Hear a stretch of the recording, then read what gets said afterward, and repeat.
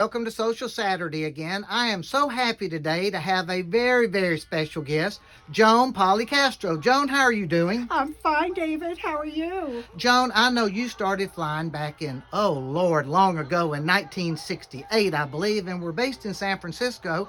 And you did some exciting charters back then, didn't you? I did. I did a lot of the Vietnam trips.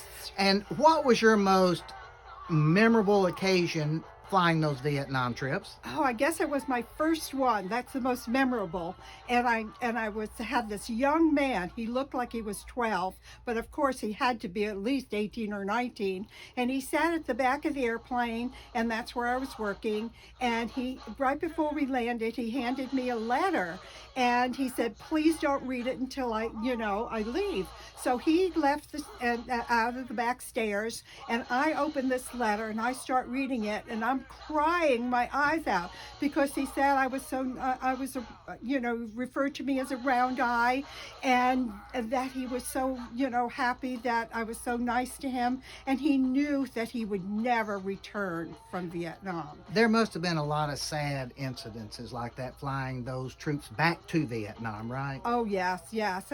Another incident that really stands in my memory is a lot of times, the guys would go AWOL, and then finally they'd be caught and be sent back to Da Nang, where the Marines had their prison. And you never knew who was arrested because nobody was handcuffed or anything. And when the plane landed in Da Nang this time, the Marine MPs came on, and these guys were tall with necks like this. And they pulled this young man out of his seat, and I was just shocked. And I got between the Marine and this soldier that was arrested, and I said, "You can't do that." And the Marine drops his soldier, looks me straight in the eye with his neck about 6 feet wide, and says, "Ma'am, I wouldn't get involved in this if I were you."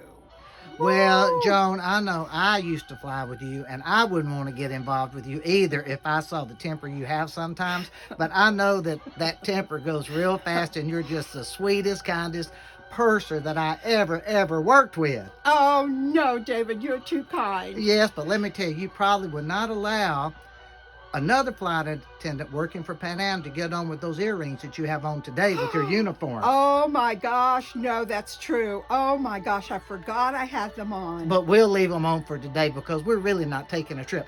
Joan, you flew for how long, combination between Pan Am and Delta? I flew for 50 years and 1 month.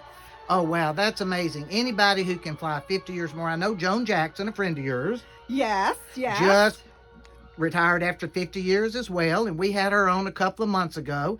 And then also, Joan, what are you doing now? I am retired, and I'm just kind of playing. Just happy to be retired and happy to be healthy and trying to stay that way, and hoping that, COVID will end soon and we can go back to traveling around the world. Well, Joan, I appreciate you being on my Social Saturday this week. It's always a pleasure seeing you. And I know you were hired with your French. Can you say something in French for us before we leave? Oh my gosh, yes, yeah. No, I can't say anything right now. Well, I know that's difficult to put you on the space. My German's just about as good as your French. So we'll just leave it at that. Oh, I can ask you what you want to drink. Quelque chose à boire. Oh, That's the Donka most Pimal. famous, Yes. when you walk down the aisle, you certainly can ask people what they want to drink. Well, Joan, again, thank you for coming today. And David, I look forward to just- seeing a lot of you once this COVID stuff is over and you have fabulous dinner parties. Oh, thank you, David. And I love Love you. Yes, love you Bye. too. Till next Saturday. Bye.